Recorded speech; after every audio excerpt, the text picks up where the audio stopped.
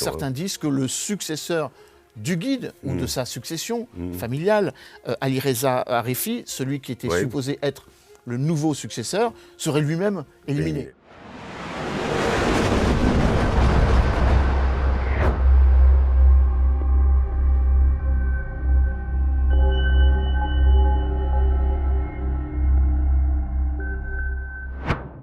Bonjour à tous, chers abonnés d'Omerta, chers abonnés de notre application, chers abonnés également de la chaîne YouTube, évidemment.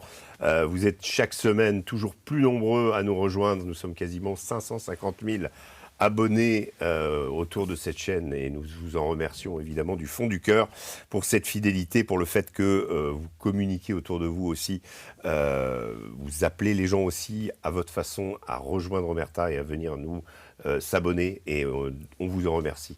Voilà, je signale également que le magazine Omerta anti-mondialiste, Les Patriotes à la reconquête de l'Europe, est toujours disponible en kiosque. Il y aura bientôt un nouveau numéro et on vous en parlera. Mais celui-là est encore disponible en kiosque, donc pour ceux qui ne l'ont pas eu, c'est dans 5000 points de vente en France.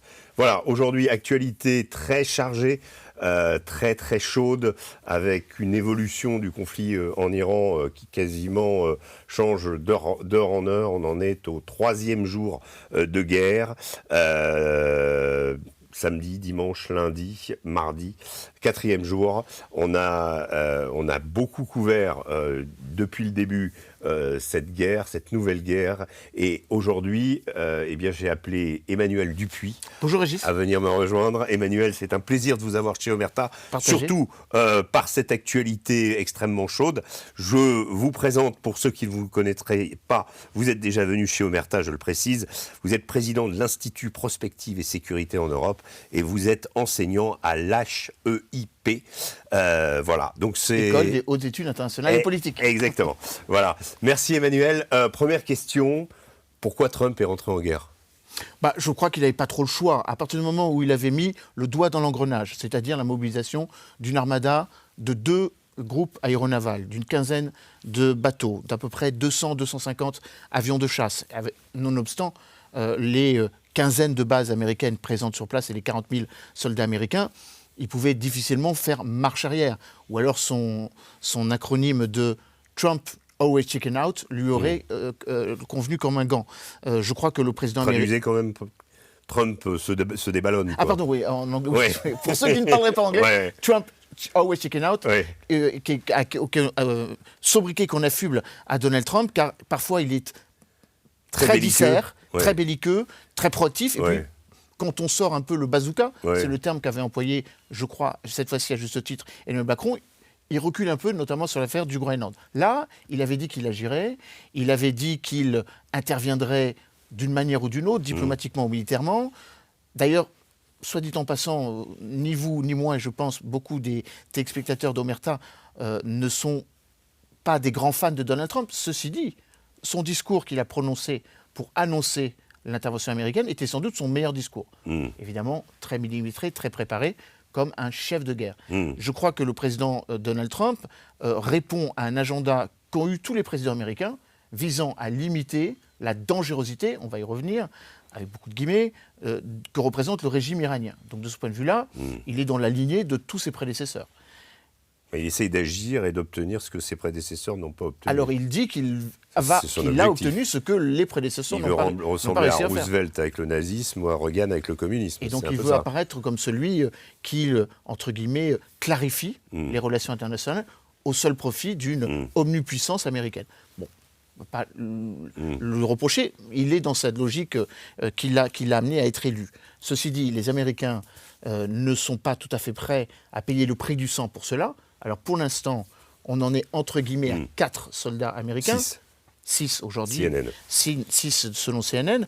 Ce qui confirme qu'au bout de 3 jours, la riposte iranienne est mesurée, contrainte sans doute, on va y revenir je crois, enfin important d'y revenir, tout simplement parce que l'Armada, les 2 opérations, Roaring Lion, donc le lion rugissant, qui est le nom de l'opération choisie par Israël, et l'opération Epic Fury, la furie épique, montre bien qu'il y a pour l'instant une convergence d'objectifs entre les Israéliens et les Américains, une coordination des moyens aériens et maritime, pas encore terrestre, quoique, à l'heure où nous parlons, le Jerusalem Post et une autre chaîne, une chaîne de télévision israélienne, évoquent l'idée qu'il y a eu des infiltrations du Mossad et des services de renseignement et des renseignements militaires Amman israéliens, prouvant qu'on est peut-être à l'aune d'une nouvelle phase. Mais pour répondre plus rapidement à votre question, le président américain, à partir du moment où il était sorti de l'accord nucléaire en 2018, avait faim de penser qu'il n'y avait aucune négociation possible, s'est donné le bon rôle en disant qu'il va jusqu'au bout des négociations, et in fine, de constater... Il n'est pas allé au bout, puisque entre Genève, vendredi, lundi, il devait y avoir un nouveau round à Vienne. Ça n'a pas eu lieu. Il n'y a pas eu le nouveau round à Vienne, et à Oman, ils ont été pris un peu de court, puisque les Américains n'avaient pas prévenu Oman, alors que c'était le siège officiel des négociations. Vous pensez que c'est pour ça que le ministre des Affaires étrangères omanais... Il était vertement énervé, oui. Ouais. Mais ça fait quand même 2 fois que les Américains commencent des négociations avec les Iraniens sur le dossier du nucléaire. Nouvelle négociation. La première fois, c'était avant le 3 juin et l'opération la guerre des 12 jours. Il devait y avoir à Mascate un nouveau round de négociations le 5 juin. Les Israéliens ont attaqué le 3 juin. Les négociations sont en cours. On ne rompt pas, on ne dit pas... mais là, cette fois-ci, les Américains attaquent. Oui, alors, les Américains et les Israéliens. Et cette précision est importante. Oui, bien sûr, bien sûr. Que les Israéliens ne croyaient pas aux négociations. Et il faut surtout avoir à l'esprit que Benjamin Netanyahou s'était rendu précédemment en amont aux États-Unis pour dire au président américain « ça suffit, tu as donné, entre guillemets, le change, maintenant il faut aller vers quelque chose de plus contraignant ». Ça s'était passé avant les opérations, les 12 jours de juin, ça s'est repassé cette fois-ci. Alors cette fois-ci, les négociateurs étaient différents, puisque là c'était Witkoff qui était aux affaires, donnant l'impression qu'il y avait peut-être une marge de négociation, entre guillemets, plus forte, parce que Witkoff avait... C'est Trump. C'est directement la ligne directe. J'allais dire que c'est la diplomatie Mar-et-Largo et non pas la diplomatie du département d'État. Bien sûr. Contrairement à juin, où là, il y avait un peu plus de cohérence, un peu plus de construction. Du reste, avec, comme ça se passait à Vienne, une logique qui consistait, nonobstant le fait que les Américains soient sortis de l'accord nucléaire du JCPOA, donc de 2015, quand même l'idée sur laquelle il faille au moins associer en amont les Américains, les Allemands et les Français. Cette fois-ci, il n'en a pas été question du tout, à l'exception des Britanniques qui ont été informés, mais qui ont été informés évidemment avec une fin de non-recevoir qui était évidente. Emmanuel Dupuy, restons un petit peu avant de venir sur le conflit en lui-même, sur la question des négociations. Comment avez-vous réagi quand vous avez entendu les propos de Marco Rubio ce matin ou cette nuit, qui explique qu'en fait... semble dire que Donald Trump est entré en guerre parce que les Israéliens ont dit qu'ils allaient être attaqués par l'Iran et que les États-Unis ne voulaient pas subir les conséquences de cette attaque. Alors ça, c'est incroyable. Je pense que c'est une réécriture de l'histoire. L'idée selon laquelle il fallait justifier une guerre préventive parce qu'il y avait une intentionnalité de la part de l'Iran. Mais ça laisse penser, ce que dit des critiques à la fois démocrates comme républicains aux États-Unis, que c'est Israël qui décide de rentrer en guerre pour les États-Unis. Qui fait une guerre préventive, donc une guerre qui est récusable, mais enfin, ça parce veut qu'elle dire que n'existe ce pas n'est sur pas le droit Trump international. qui décide de rentrer en guerre. Alors ça, c'est une autre réalité qui me confirme dans l'idée, enfin, je pense que ce sera intéressant d'en débattre, que l'agenda de la situation en Iran n'est plus le seul apanage des Américains, ou dit autrement, c'est plutôt l'agenda israélien qui conditionne une réaction américaine. On l'a vu en juin. Les Américains ont été appelés à intervenir, ils n'interviennent que dans les deux, trois derniers jours. Et de manière minimale, en disant, on a fait ce que vous nous avez demandé, les bombes anti-bunkers pour détruire ce que les Israéliens n'arrivaient pas à faire avec leur F-35, c'est-à-dire Fordo, Natanz et Ispahan. En tout cas, précisément, Fordo, qui était là où il y avait le plus de béton. Ouais, c'est ça, la centrale atomique ou le centre de recherche atomique le plus protégé, ce que les Israéliens pouvaient pas faire. Donc, strict minimum. Une sorte de patte dense, nous intervenons, et en limitant, ou par l'intervention américaine, calmant l'ardeur israélienne. Mais là, c'est pas le cas. Et là, c'est pas le cas, puisque les Israéliens avaient dit de toute façon qu'ils avaient leur agenda et que c'était aux Américains de le suivre. D'ailleurs, dans les premières heures, on a eu une narration qui consistait à dire que c'était une opération israélienne préventive qui anticiperait une intervention américaine. Et finalement, les Américains sont rentrés dans la danse parce que les dés en étaient jetés, la balle était dans le barillet et l'opération avait lieu. Donc on peut effectivement se poser la question de savoir si le but de guerre, l'accomplissement de l'agenda de Netanyahou, depuis 20 ans, Netanyahou rêve d'éliminer le guide suprême. Il l'a fait. Non, une fois qu'on a éliminé le guide suprême, alors il semblerait qu'il ait éliminé le guide suprême et son successeur, son fils, Mojaba, et vraisemblablement, selon certains, à vérifier quand même, on est dans une guerre d'image, une guerre d'usure, une guerre de mésinformation ou de désinformation. C'est le brouillard de la guerre, il y a pas mal de niveaux. Et là, effectivement, certains disent que le successeur du guide ou de sa succession familiale, Ali Reza Arifi, celui qui était supposé être le nouveau successeur, serait lui-même éliminé. Donc vous voyez que ça veut dire que les Israéliens, peut-être différemment ou plus en profondeur que les Américains, veulent la destruction, l'annihilation totale du système de force israélien, du système de force iranien. Ils veulent qu'il n'y ait plus personne. En tout cas, plus de mollah ou de légitimité à incarner le velayat efaki, c'est-à-dire la suprématie du religieux sur le politique, dont en fait la théocratisation du régime. Ça, c'est un premier objectif. Principe même de la République islamique. De la Révolution, enfin, je veux dire, ça fait 47 ans que ce principe existe. Je ne suis pas sûr que ce soit le seul mal ou la seule raison pour laquelle la société iranienne est dans la situation dans laquelle elle se trouve aujourd'hui, mais néanmoins. Et puis les Américains, eux, veulent en fait éradiquer les gardiens de la Révolution, les milices Basiji, celles qui sont présentées, en tout cas c'est comme ça que le président Trump le justifie, comme responsables des massacres du 8 au 9, dans la nuit du 8 au 9 janvier dernier, c'est-à-dire les 30, peut-être plus, selon documenté par un certain nombre d'ONG. Donc on voit qu'il y a pour l'instant un agenda qui est convergent, une sorte de pas de danse. Les Israéliens se débarrassent du leadership politico-militaire sécuritaire. Les Américains ciblent les centres de commandement, les bases de lancement des missiles pouvant atteindre potentiellement Israël, mais un peu au-delà, près de 2000 km de portée. Et puis les Américains frappent la marine. Ça, c'est assez singulier. Et de ce point de vue, en termes de rhétorique de l'art de la guerre, c'est une opération rondement menée. Puisqu'en 48 heures, vous connaissez l'Iran. La marine, ce n'est pas le domaine dans lequel les Iraniens ont mis le maximum de ressources. C'est le moyen sur lequel ils se sont... Mais ça ne les empêche pas de bloquer le détroit d'Ormuz. En coulant leurs propres bateaux, parce qu'ils n'ont pas d'autre choix. Mais pour l'instant, la menace de la fermeture totale du détroit d'Ormuz n'est pas encore réalisée. Néanmoins, elle va être rendue difficile parce qu'il n'y a plus de bateaux. Les 13 navires ont été détruits, les sous-marins également.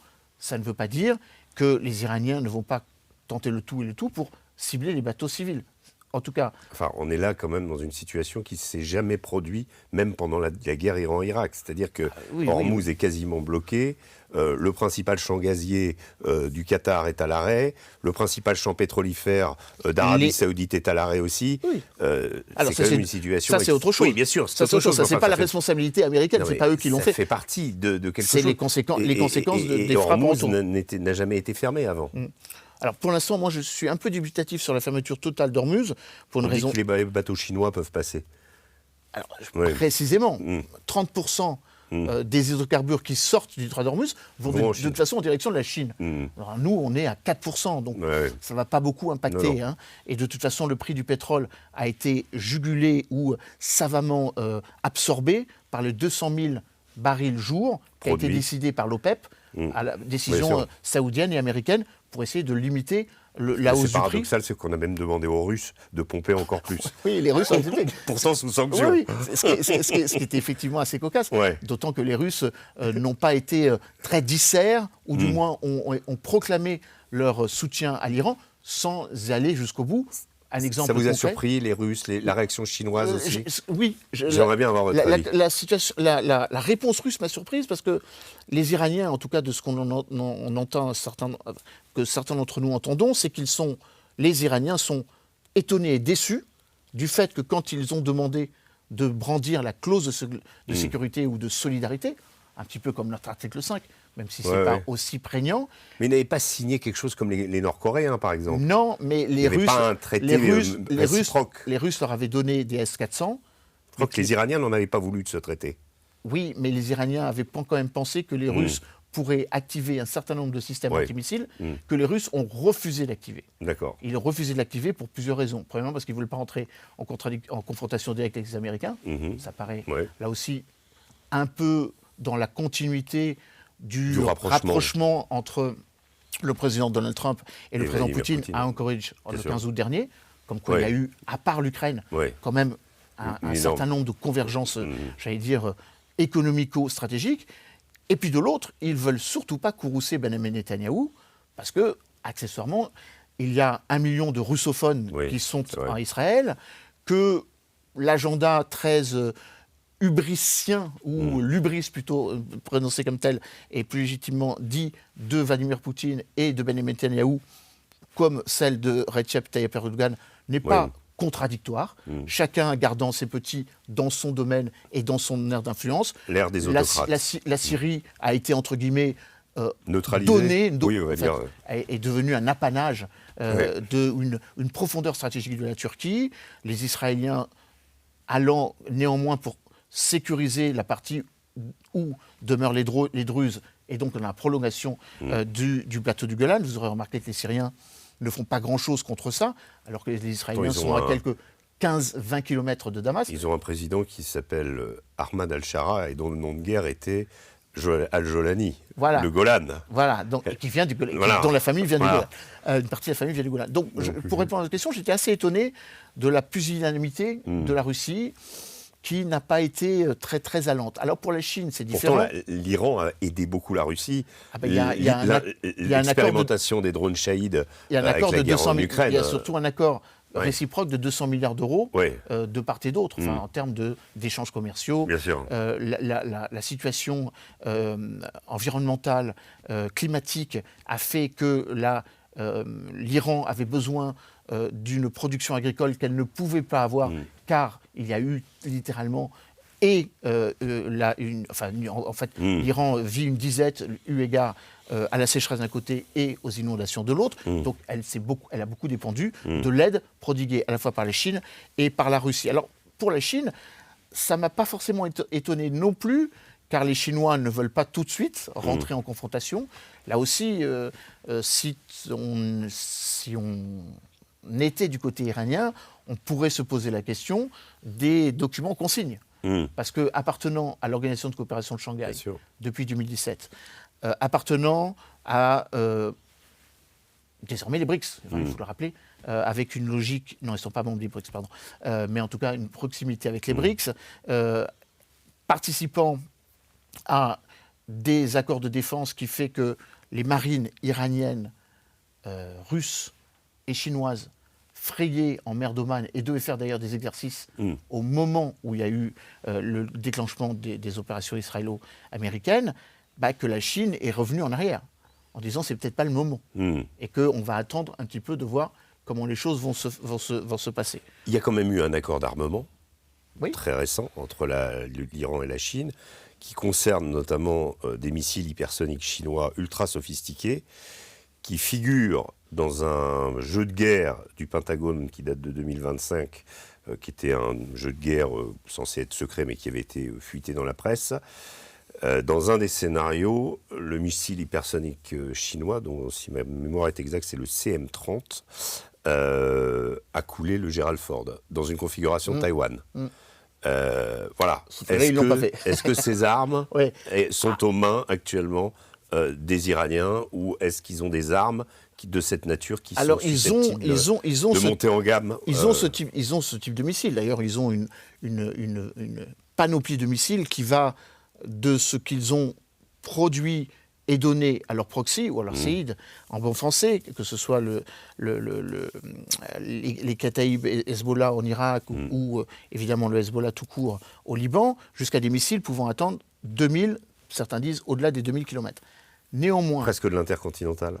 Presque de l'intercontinental, à la limite de l'intercontinental. En gros, si vous êtes dans la partie la plus occidentale ou nord-occidentale de l'Iran, vous pouvez sans doute toucher Vienne. Bon, pas encore la partie occidentale de l'Europe.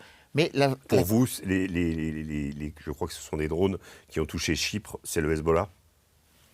Alors, c'est pas tout à fait clair d'où ils provenaient. Enfin, il y a eu quand même une certitude, puisque les bases ont été évacuées. Les Britanniques ont évacué Akiopi, je crois, une des bases britanniques sur l'île de Chypre. Et Chypre, n'étant pas membre de l'OTAN, ne peut pas exciper de l'article 5 de l'OTAN, mais elle peut utiliser l'article 42 alinéa 7. En plus, elle préside le Conseil de l'Union européenne, mais elle ne l'a pas fait jusqu'à présent. Mais néanmoins, pour répondre à votre question, l'Iran disposait avant le 12 juin d'à peu près 2000 missiles de configuration et de portée différentes. Il y a eu le 12 juin, qui en a éliminé un certain nombre. Là, la configuration est différente. Premièrement parce qu'on en est à 2000 frappes en 3 jours, ce qui est considérable. Images satellites à l'appui et images 2000 vidéo frappes américano-israéliens sur le sol iranien. Sur le sol iranien. Et de l'autre côté, on est à 1200 projectiles, missiles, drones qui ont été envoyés à parité vers Israël. Le Qatar, Bahreïn, même Oman a été touché, même l'Arabie Saoudite. Et d'ailleurs, les Émirats arabes unis ont été autant touchés qu'Israël. Oui, c'est très intéressant. On va venir là-dessus. Alors, je termine à votre question. Techniquement, c'est aussi du matériel beaucoup de shahid, beaucoup de choses à pas cher, qui déclenchent des systèmes de défense, d'interception très onéreuses et qui s'épuisent en munitions. Qui saturent. Alors là, effectivement, la saturation, l'intensification et la durée du conflit est déterminante. Alors, je reviens sur les missiles hypersoniques. Les missiles hypersoniques que la Chine aurait livrés. On a vu, effectivement, ces dernières heures, des images de missiles hypersoniques ou hypersoniques, pas subsoniques, mais hypersoniques, que les Iraniens ont menacé, notamment le ministre de la Défense, qui entre-temps aurait été éliminé du reste, en menaçant donc de frapper les centres névralgiques au-delà d'Israël, partant du principe que désormais les pays qui s'associeraient, la Grande-Bretagne étant principalement citée et ciblée, pourraient être touchés. Néanmoins, si vous n'avez pas les radars, si vous n'avez pas la capacité de guidage, pire, si vous avez votre chaîne de commandement qui à un moment ou à un autre est bloquée, qui va prendre la décision, quelle est la cible et finalement quel est le but de ces armes de dernier emploi, si on peut le dire ainsi. Je vous arrête, Emmanuel Dupuis. Les Iraniens ont commencé leur programme balistique. Les missiles, ils avaient commencé même avant, en mariant en 2003 un Taipei-dong nord-coréen avec un S-5 de fabrication soviétique. Ça leur avait fait leur premier missile depuis 2003, donc depuis 23 ans. Ils n'ont de cesse d'investir dans ces programmes. Ce qui est en train de se passer pour eux aujourd'hui, c'est une guerre qu'ils ont, on va dire, je ne vais pas dire rêvé, mais pour laquelle ils sont préparés. Ils tombent en plus parce que, n'oublions pas, nous sommes dans le monde chiite, avec cette puissance du martyr, un ayatollah éliminé par les Américains et les Israéliens. Donc en termes, on va dire, d'alignement des planètes dans le monde chiite, on est dans quelque chose de quasiment parfait. Et l'ayatollah al-Sistani, présent en Irak, qui est une sorte de pape pour les chiites, qui crie vengeance, donc djihad, en sachant la discipline du monde chiite. Est-ce que tout ça, finalement, ne risque pas de se retourner contre les Américains et contre les Israéliens? Dit comme ça, l'alignement des planètes est parfait. Sauf que l'ayatollah al-Sistani a toujours été un opposant de l'ayatollah Ali Khamenei. Que le Premier ministre Mustafi, Premier ministre irakien, et celui d'Irak, Premier ministre d'Irak, et al-Soudani, qui pourrait lui succéder, ont des positions beaucoup plus radicales et beaucoup plus iraniennes ciblées. Mais pour l'instant, je dirais que le monde chiite irakien voit peut-être d'un bon œil l'éradication du monde chiite iranien pour lui donner la prégnance en disant regardez, nous on est encore là, eux ils ont un peu disparu. Et nous sommes à Karbala, la puissance légitimante du schisme. Donc finalement, je ne suis pas certain qu'ils se lèveront comme un seul homme pour aller défendre le régime. Ça, c'est le premier point. Le deuxième point, c'est que, bon, il y a effectivement une aspiration au martyr, mais jusqu'à une certaine limite quand même. Oui. Les Israéliens ont, donnant-leur quitus ou considérant qu'ils ont toute légitimité pour l'affirmer ainsi, éliminé une cinquantaine de chefs du leadership, si vous voulez, de leadership politico-militaire sécuritaire. Jusqu'à quel point un N-1, 2, 3, 4 ou 5 aura la même aspiration et la même proportion au martyr. Et donc, d'une certaine façon, j'entends ce que vous dites, mais j'entends aussi les bruits très convergents de commandants intermédiaires des gardiens de la Révolution qui ont fait passer le message consistant à dire « bon, il faut que ça s'arrête à un moment ou à un autre ». Et que jusqu'où on va aller. L'élimination totale des 250 000 gardiens de la Révolution, des 50 000 miliciens Basij, à un moment ou à un autre, il faut savoir garder raison. Le même phénomène s'est produit, et vous le connaissez tout aussi bien que moi, en Afghanistan, quand un certain nombre de militaires afghans, sentant le vent tourner, ont pris la direction des frontières pour essayer de passer les frontières. Et il semblerait qu'il y ait un certain nombre de gardiens de la Révolution qui soient en train de faire cela.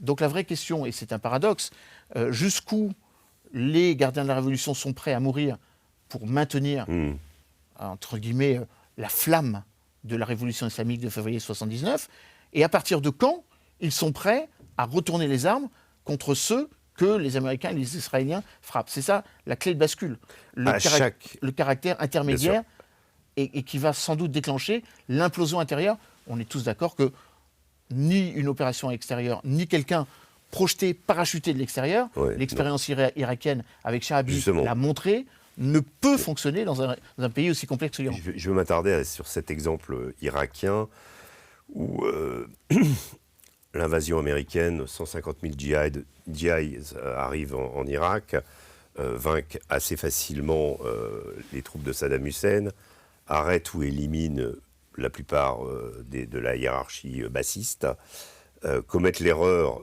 de démanteler, de déclarer illégal le parti bassiste et de renvoyer l'armée chez elle, globalement avec ses armes.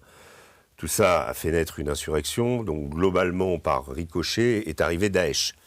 Qu'est-ce qui indique aujourd'hui que ce scénario-là n'arriverait pas en Iran, dans la mesure où les pasdaran sont en gros le calque du parti basse, avec une dimension religieuse en plus, et surtout aucun point de chute. C'est-à-dire que c'est pas parce que Donald Trump leur dit vous baissez les armes, vous aurez la vie sauve, qu'ils vont le faire. C'est des gens qui profitent du système, et ils se sont énormément enrichis. Si le système disparaît, ils disparaissent, et ils le savent. Ils sont acculés. Et ça, est-ce que la perspective de guerre civile, d'autant qu'il n'y a pas, contrairement à ce qu'on raconte, c'est pas Reza Pahlavi qui a une quelconque légitimité, même le père, même l'image du père est critiquée par certains opposants. Les familles ont le souvenir de ce qu'était la police secrète du Shah. La SAVAK, et également aussi l'opposition est totalement morcelée. Donc ça, c'est aussi un problème. Trump fait un coup d'éclat, mais a-t-il anticipé le chaos qui pourrait s'installer ? Et je crains que non. Et c'est ça le principal problème, le nœud gordien de cette opération. Comme souvent, le président Donald Trump lance une opération sans forcément avoir le backup ou la pensée intelligible et structurée derrière, le jour d'après. Alors, ça offre quand même pour nous, Européens, là, une perspective. Puisque nous ne cessons de nous gargariser sur l'idée qu'il faut que la diplomatie reprenne son cours, qu'il faut qu'on revienne à la table de négociation. Pas du tout pour sauver le régime, mais pour sauver la négociation sur le nucléaire. Et donc indirectement, permettre au régime de changer, de survivre, mais surtout de changer l'agenda. Là, il ne s'agit plus de la dimension régionale, il ne s'agit plus du soutien au proxy, il s'agit du nucléaire. En étant très cynique, mais je pense quand même un peu réaliste, le président américain serait prêt à accepter ça. D'ailleurs, des bruits insistants consistent à écouter ce qu'il dit. Parfois, on oublie d'écouter ce que les gens disent, et notamment les grands démocrates devant l'éternel que sont Donald Trump ou Vladimir Poutine. Donald Trump a dit, mais moi, la table de négociation est ouverte, je suis prêt à négocier. Le problème, c'est qu'il a dit, tous ceux avec qui on pensait négocier ne sont plus là. Donc il faut qu'on en trouve d'autres. Il dit, aujourd'hui, c'est un peu contradictoire, il dit les Iraniens sont prêts à négocier trop tard. Oui, jusqu'à ce qu'il négocie quelque chose qui lui soit favorable. Vous pensez qu'il a dans l'idée une Dulcie Rodriguez iranienne? Alors, c'est évidemment un sujet sur lequel, d'ailleurs, on l'a presque évoqué son nom, mais par un fait induit, on y arrive. Ali Larjani, qui est l'ancien président du Majlis, par ailleurs, un parlement qui a été détruit, l'ancien négociateur sur le nucléaire, tout à fait. Ce qui permet aux Occidentaux quand même d'avoir... Qui le connaissent très bien. Qui le connaissent et d'avoir négocié avec lui. L'ancien président du Conseil national de sécurité, fort mari d'être allé à Moscou et de ne pas avoir reçu les assurances sécuritaires qu'il espérait recevoir. Donc peut-être qu'Ali Larjani fait partie de ce tome de l'intérieur, ce inner man, comme diraient les anglo-saxons, sur lequel on pourrait s'appuyer. Ça ne veut pas forcément dire que les Iraniens accepteraient qu'Ali Larjani, parce que c'est quand même... C'est un dur. C'est la continuité. Son frère dirigeait l'appareil judiciaire iranien. C'est la continuité du système. On a une famille qui a du sang sur les mains, là. Et Ali Larjani, ils en ont beaucoup. Oui. Ils en ont tous. Vous direz, à un moment ou à un autre, Rodriguez et tous les autres ministres au Venezuela, on va retrouver du sang, et jusqu'à présent, et le ministre de l'Intérieur et le ministre de la Défense vénézuélien sont toujours en place. Bien sûr. Et que les milices chavistes n'ont pas été démantelées, et ça convient parfaitement au président américain.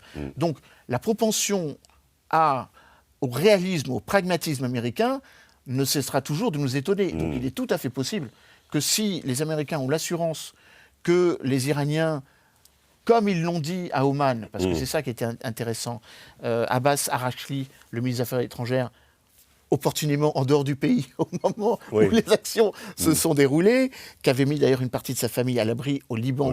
Accessoirement. On avait cru qu'il avait annoncé qu'il avait fait défection aussi. Il avait été dit à un moment, quand sa famille est arrivée à Beyrouth Est, qu'il pourrait s'y installer. Finalement, tel n'a pas été le cas. Mais enfin, il a quand même dit que les Iraniens avaient avoué le fait qu'ils avaient 460 kilos d'uranium enrichi. Si ça, c'est quelque chose sur lequel il peut négocier. Je ne pratique pas l'art divinatoire en matière géopolitique, mais c'est un but de guerre qui conviendrait parfaitement au président Donald Trump. J'ai éradiqué le problème nucléaire. D'ailleurs, il l'a répété 2 fois. L'Iran n'aura jamais l'arme nucléaire. C'est quand même étonnant tout ce qui se passe, parce que le ministre des Affaires étrangères omanais dit « l'accord était là ». Il dit ils étaient d'accord, ils allaient donner le nucléaire et ils allaient s'engager à ne plus enrichir. Pourquoi, si Donald Trump avait un tel accord, il y avait l'armada, il y avait l'armada, mais il y avait surtout Benjamin Netanyahu qui avait sans doute menacé de dire si tu n'y vas pas, moi j'irai. Moi j'y vais, et donc tu vas être obligé de venir me sauver, quoi. Comme il l'avait fait pendant la guerre des 12 jours. Si les Israéliens ils vont seuls, ça aurait provoqué de toute façon une réponse. Bien sûr. Les Américains auraient été obligés d'intervenir. Ayant tous à l'esprit que des deux porte-avions qui sont présents, on a l'USS Gerald Ford et l'autre c'est l'USS Abraham Lincoln. Le Ford est en Méditerranée. Voilà, le Ford est au large d'Israël. Le Ford est au large d'Israël. Et en fait, l'USS Ford a pour objectif de protéger Israël et de compléter le dôme de fer au cas où des missiles ne puissent pas être arrêtés par les Israéliens. Donc les Américains auraient été engagés de toute façon. Donc il y avait une volonté d'opportunité. Et puis ne jamais marginaliser ou omettre ce fait important, le considérable, j'allais dire fabuleux, c'est un petit peu emphatique, le considérable investissement des services de renseignement israéliens depuis 20 ans à Téhéran. À telle enseigne que les Israéliens disent qu'ils connaissent Téhéran comme Jérusalem et qu'ils ont même réussi à prendre contrôle de la télévision nationale il y a quelques heures, avec un message de Benjamin Netanyahou appelant à rester chez soi parce que les bombes vont tomber. Ils ont réussi à démanteler 95% du système Internet.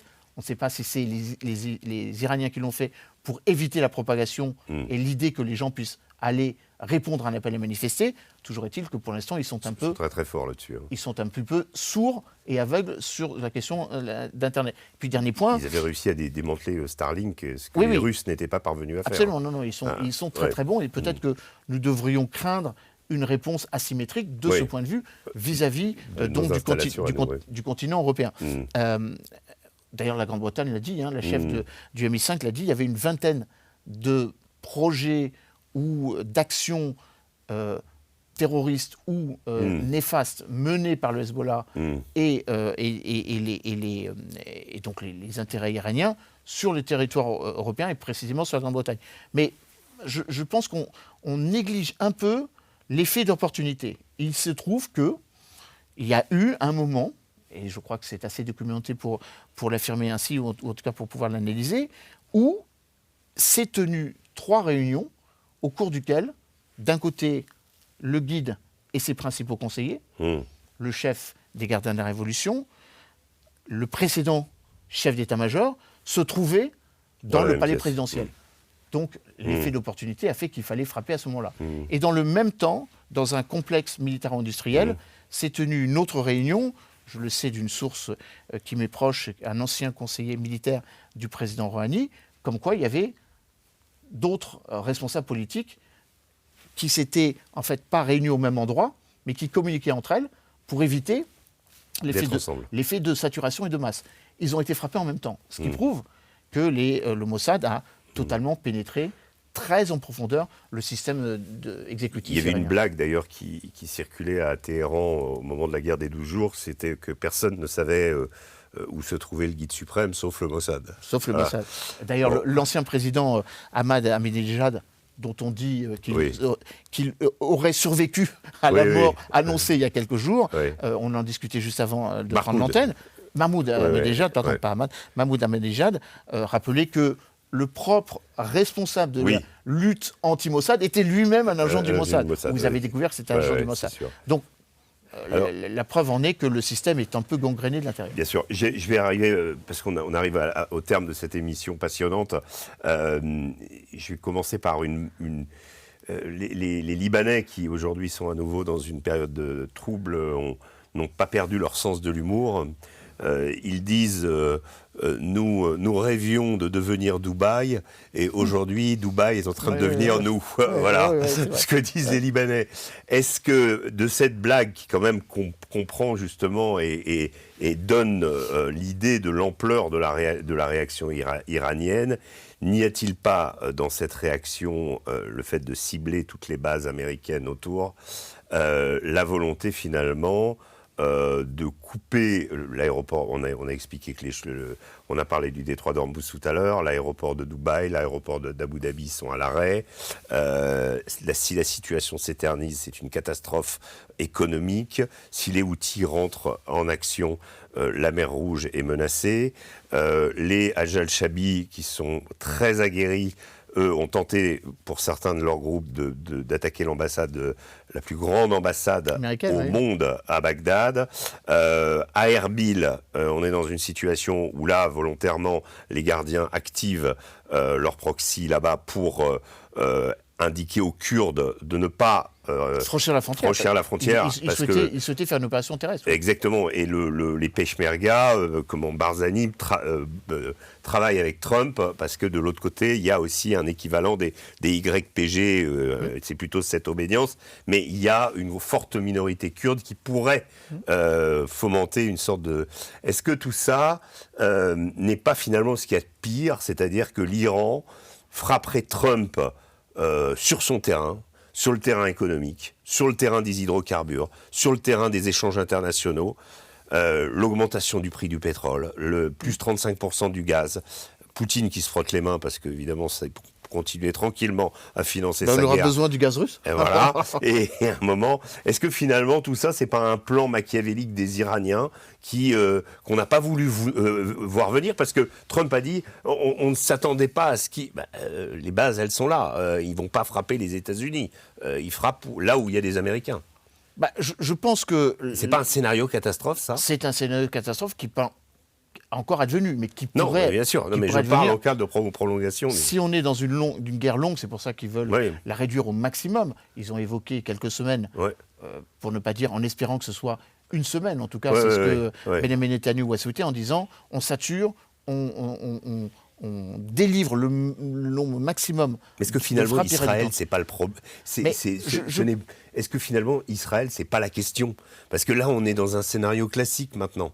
De toute façon, Israël ira sans doute beaucoup plus loin que les Américains ne le voudraient. Mais on sait que l'Iran ne va pas faire disparaître Israël. On sait que Israël, si les choses restent en l'état, le régime, globalement, il va probablement rester. Mais le tumulte dans la région risque de faire... Il y a un principe de réalité. C'est-à-dire que ces pays qui ont été l'expression de ce que les Américains ont laissé faire, c'est-à-dire le pétrodollar, les pétromonarchies, qui, au-delà même des hydrocarbures, sont devenus des véritables géants financiers, qui aujourd'hui deviennent extrêmement fragiles. Absolument. Et qui viennent frapper finalement tout ce que l'Amérique a créé. On le voit avec les Émirats Arabes Unis et on le voit avec l'Arabie Saoudite pour deux raisons différentes. Mais je crois que les Iraniens ont une certaine forme de cohérence à essayer de frapper les acteurs les plus faibles. Bien sûr. En pensant que le point de rupture est là. Oui. Et que le poids de l'opinion publique, l'immensité du manque à gagner, la rupture du modèle économique qui fait que, par le tourisme à Dubaï et à Abu Dhabi, par le gaz, South Pars et North Dome au Qatar, par la transhumance du détroit d'Ormuz et donc la stabilité omanaise et indienne, ne pas oublier l'Inde, qui perd aussi beaucoup. La visite de Modi en Israël très récemment. D'autant que les Indiens avaient mis leurs œufs dans deux paniers différents, l'IMEC d'un côté, donc le International Middle East Corridor avec les pays du Golfe, rapprochement entre l'Inde et Israël, et de l'autre, le International North-South Transit Corridor, le corridor du milieu, Inde, Iran, Russie. Azerbaïdjan et Russie. Donc les Indiens sont plus gênés ou tout aussi gênés que les Chinois. Et donc ça peut effectivement agir. Mais je crois que les Iraniens ont raison de mettre la pression sur l'opposition entre Mohammed Ben Salman et Mohammed Ben Zayed, l'opposition frontale entre les deux hommes, confraternelle. On l'a bien vu avec le Soudan, on l'a vu avec la Libye, on l'a vu avec le Somaliland. Et puis de l'autre, l'idée selon laquelle ils jettent un coin dans la manière dont les Américains défendent aussi ces pays. Car ils défendent, entre guillemets, pas beaucoup les pays qui pourtant accueillent des bases militaires américaines que les Américains n'ont pas défendues, puisqu'ils les ont abandonnées pour se mettre un peu à l'abri, en disant on accepte que ces bases soient frappées. La base, le quartier général de la 5e flotte à Manama a été sévèrement touché. Al-Udaï a été touché. Al-Dafra a été touché, puisqu'il y a même eu, non pas risque de risque mortel, si je puis le dire ainsi, sur nos militaires français, mais il y a quand même eu des blessés légers par rapport à notre dispositif. Il ne faut pas l'oublier qu'on a 5000 hommes dans la région. Bien sûr. Et donc, à un moment ou à un autre, si on est ciblé, il faudra bien réagir. Et réagir préventivement, comme l'a dit le président Macron. Donc, la stratégie iranienne visant à, je ne veux pas dire,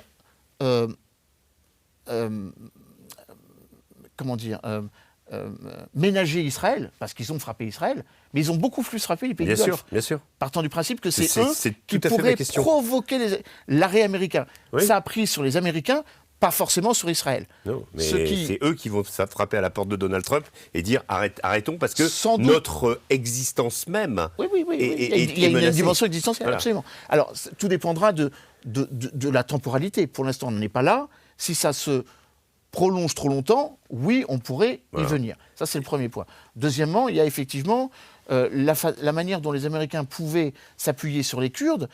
Et ils ont demandé à le faire, mais dans le même temps, les Kurdes sont un petit peu courroucés du fait qu'ils aient été abandonnés en Syrie. Et qu'à un moment ou à un autre, ils ne vont pas forcément rentrer dans le piège que leur tendraient les Américains, parce qu'en Syrie, ils savent qu'ils ne seront pas protégés. C'est-à-dire, quand les hommes d'Al-Shara les encerclaient, ils appelaient les Américains, il n'y avait plus personne au téléphone. Là, les Américains vont retrouver les téléphones des YPG. Les Peshmerga sont... Les Peshmerga, c'est un peu différent. Mais en tout cas, les Irakiens de Barzani, les forces irakiennes de Barzani sont très aguerris. Je ne suis pas du tout certain que de l'autre côté de la frontière, dans le nord-ouest, donc dans la région de l'Azerbaïdjan iranien, il y ait cette même volonté de s'en prendre maintenant au régime, en tout cas au système de force du régime. Moi, je pense très sincèrement que tout étant dans la durée de l'exécution de l'opération. Les Israéliens et les Américains frappent très fort, car ils savent qu'à un moment ou à un autre, les buts de guerre vont diverger et que les Américains se contenteront de dire à la communauté internationale, nous avons agi avec force, nous avons obtenu ce que nous voulions. On a tué le guide. Le guide n'est plus là. Celui qui est jugé responsable des massacres des 40 dernières années, les 158 GIs américains, 58 Français. les 58 Français du Drakkar, on aurait espéré que nous fassions nous-mêmes, nous prenions nous-mêmes notre revanche. C'est les Américains qui l'ont fait pour nous. Donc de ce point de vue-là, on ne va pas pleurer sur ceux qui ont C'était les tué. Israéliens aussi qui avaient tué Fouad Choukar, qui était le commanditaire de l'attentat du Drakkar, au moment à Darrié, on ne va pas revenir sur cette histoire, parce que la position française me semble soit incompréhensible, ou alors un peu tardive, pour le dire ainsi. Mais je pense très sincèrement que la situation ne sera pas tenable par rapport à la conjonction que vous évoquez. Je pense aussi très sincèrement que les Américains, finalement, en obtenant cette opération, ont solidifié l'idée qu'ils n'avaient pas besoin des Européens, parce que les Européens sont, pour certains, rétifs totalement à une coopération militaire. Pedro Sanchez a refusé l'utilisation de ces bases, ce qui fait Britanniques aussi. Ce qui fait dire à certains que Pedro Sanchez saura vertement demander des comptes au niveau de l'OTAN. Évidemment, les Britanniques ont refusé leur base. Jusqu'à ce qu'ils soient attaqués. Jusqu'à ce qu'ils soient attaqués. Et accessoirement, ils avaient quand même ouvert leur base. Et nous aussi, un petit peu. De Diego Sarès. Oui. Et nous, alors celle-là, elle est particulière. Et parce qu'elle est colocalisée entre les Britanniques et les Américains. Et nous, évidemment, nous devrions nous poser la question. Car quand vous avez des drones, ça s'était passé déjà en juin, enfin pas en juin, en avril, quand il y avait eu les précédentes frappes iraniennes, quand vous avez des drones et des missiles qui vous passent au-dessus de la tête, la moindre des choses, c'est de vous protéger. Et donc, c'est de les arrêter, parce que vous savez que, in fine, ça pourrait toucher les populations civiles en Israël, en Jordanie, ou accessoirement, vis-à-vis de nos troupes. On a 700 militaires français qui sont présents au Liban. Donc, cette conjonction de planètes qui pourrait être une réponse asymétrique de l'Iran, oui, j'y crois. Je crois aussi beaucoup, et il faut qu'on prenne en considération le sérieux de la menace d'attentats que les Iraniens pourraient commanditer sur le territoire européen. Ils l'ont fait par le passé, il n'y a aucune raison qu'ils ne le fassent pas aujourd'hui. Bien sûr. Emmanuel Dupuis, c'était très dense, très riche. Merci, et puis merci pour votre analyse, merci pour ce partage finalement autour de cette actualité brûlante. Et on a une petite pensée pour nos influenceurs à Dubaï, dont la vie a été largement... qui maintenant réclament que la France que la France vienne les écouter après nous avoir craché dessus. Mais juste un petit élément, au-delà des influenceurs, il y a quand même 40 000 concitoyens français dans l'Asie occidentale, communément appelée le Moyen-Orient, ayant une pensée pour eux, parce que à un moment ou à un autre, leur vie pourrait être indirectement en danger. Bien sûr. Merci Emmanuel, merci à vous, j'espère que cette émission vous a plu, que vous reviendrez encore plus nombreux la prochaine fois pour assister à une autre édition du Grand Entretien. D'ici là, je vous souhaite une agréable journée et je vous dis, portez-vous bien.